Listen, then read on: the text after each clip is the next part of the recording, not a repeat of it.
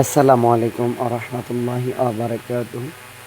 সম্মানিত ভিউয়ার্স, দেশে প্রবাসী যারা যেখান থেকে আমার আজকের ভিডিওটি দেখতেছেন, আমরা পবিত্র রবিউল আউয়াল মাসের 12 তারিখে পবিত্র ঈদে মিলাদুন্নবী সাল্লাল্লাহু আলাইহি ওয়াসাল্লাম উদযাপন উপলক্ষে তাবারকের আয়োজন করা হচ্ছে।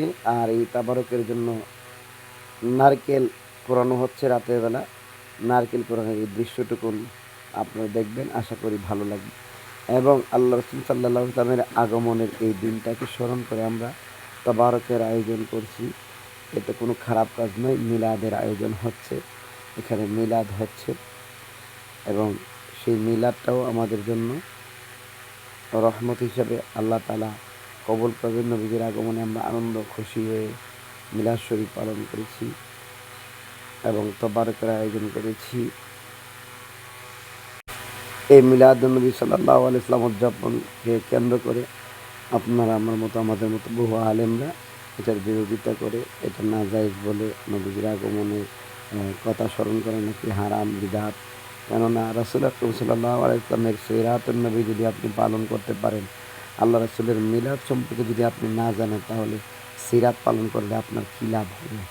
আল্লাহ রাসূল সাল্লাল্লাহু আলাইহি ওয়াসাল্লামের আগমন যদি না মানেন, সিরাতে কোনো লাভ নাই। আমরা দুইটাকেই মানি, কারণ ঈদে মিলাদুন্নবী নবীর আগমনের মাস আর সিরাতুন নবী মুস্তাফা এটা পুরা 365 দিনে আমরা পালন করি। কেননা আমলের মাধ্যমে সিরাত, আল্লাহ নবী যা রেখে গেছেন, যা শিখিয়ে গেছেন, এগুলো হলো সিরাতুন নবী। আল্লাহ নবীর আগমনে আমরা যা যা পেয়েছি এবং সিরাতুন নবীতে আল্লাহ নবী যা যা রেখে গেছেন, সব কিছুতেই আল্লাহ তাআলা আমাদেরকে কবুল করেন। আমিন ইয়া রাব্বাল আলামিন। আশা করি আমার এই কথাগুলো আপনাদের ভালো লাগবে। কেননা জেনে রাখবেন, আল্লাহ নবীর আগমনে একমাত্র শয়তান নারাজ হয়েছিল, আর আমরা দয়াল নবীর আগমনে আমরা খুশি বানাই এবং আনন্দ করি, দুষ্টুমি জুলুস করি এবং মহিলাদের আয়োজন করি, খাবার তবারকের আয়োজন করি। এর মধ্যে বিদআতের কোনো গ্রাম্য পাওয়ার কথা না। কারণ আল্লাহ নবীর আগমনে আল্লাহ নবীকে পেয়ে খুশি হবেন না, তাহলে কী দিয়ে খুশি হবেন? এখন দেখেন বাংলাদেশে বহু জায়গায় কত কিছু হচ্ছে।